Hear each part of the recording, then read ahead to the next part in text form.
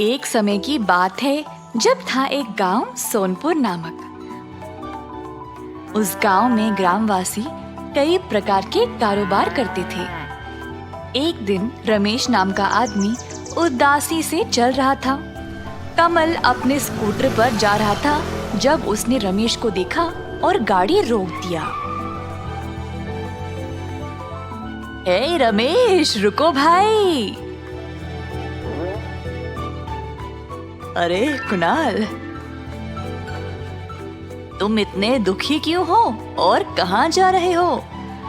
मेरे फूलों का कारोबार कुछ ठीक नहीं चल रहा है। मैंने इस काम में बहुत पैसे लगाए और मुझे कोई मुनाफा नहीं मिल रहा है। अरे भाई, मुझे भी तुमसे इसी बारे में बात करनी थी और देखो, रास्ते में तुम खुद मिल गए। मेरे दिमाग में एक विचार है और मुझे लगता है कि यह काम आएगी। क्यों ना तुम शहर जाकर यही काम करो, बस थोड़ा सा ज्यादा दाम में वहां पर बेचना। अगर कम से कम 6 महीने तक तुम ऐसा करोगे तो तुम्हें अच्छा मुनाफा मिल जाएगा। आजमा कर देख लो, तुम्हें खुद पता चल जाएगा। रमेश ने कुणाल की सलाह पर सोचा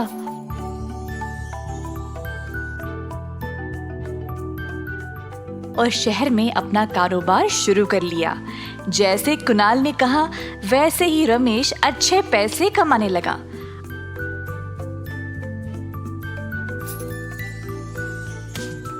अब वो चाहता था कि वह ये बात अपने दोस्तों को भी बोले।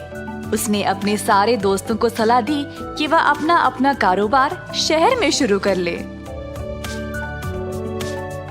इसी तरह सोनपुर के लोग अपने अपने कारोबार अब शहर में भी शुरू करने लगे। ये ही नहीं, शहर के तौर तरीके भी अपने कामों में लाने लगे। अपना काम होने के बाद सारे लोग वापस गांव आ जाया करते थे। एक दिन गांव वापस आते समय, भाइयों, जिस तरीके से हम लोग कपड़े पहन रहे हैं ना, मुझे अच्छा नहीं लग रहा। हाँ भाई, शहर के लोग हम गांव वालों से कुछ अलग ही तैयार होते हैं।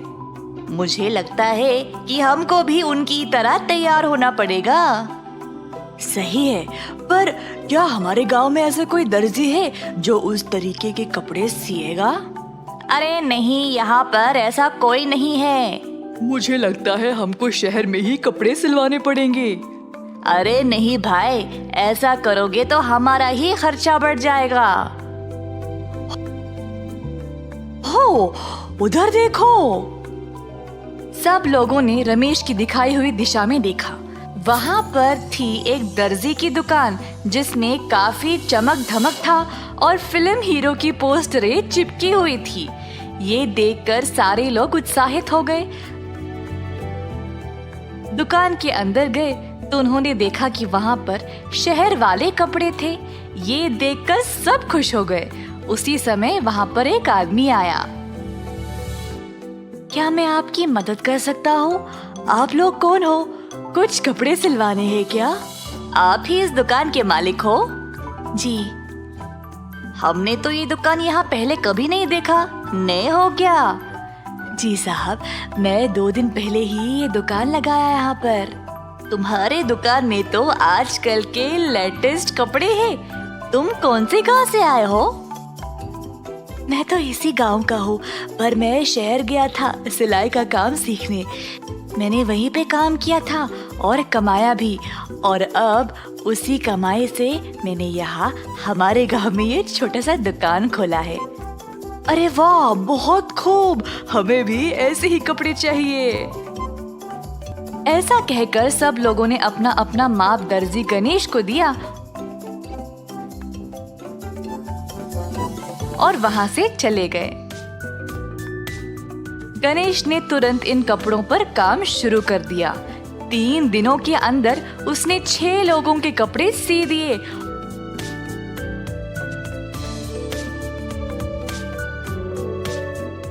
और उनको दे भी दिया। इनके कपड़े अब गांव के बाकी लोगों को भी पसंद आ गए। तो अब बहुत सारे लोग गणेश के पास आने लगे कपड़े सिलवाने के लिए। इसी तरह गणेश के पास अब बहुत सारे ग्राहक आने लगे।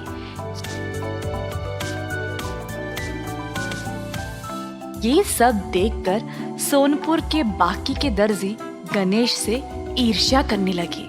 कुछ दर्जियों ने बैठक जमा की और ये सोचने लगे कि गणेश को अब गांव से निकालकर शहर कैसे भेजा जाए। क्यों ना हम पहले उससे जाकर बात करें, बोलेंगे कि वापस शहर चले जाओ। अगर वो नहीं मानेगा तो फिर हम कुछ और सोचेंगे।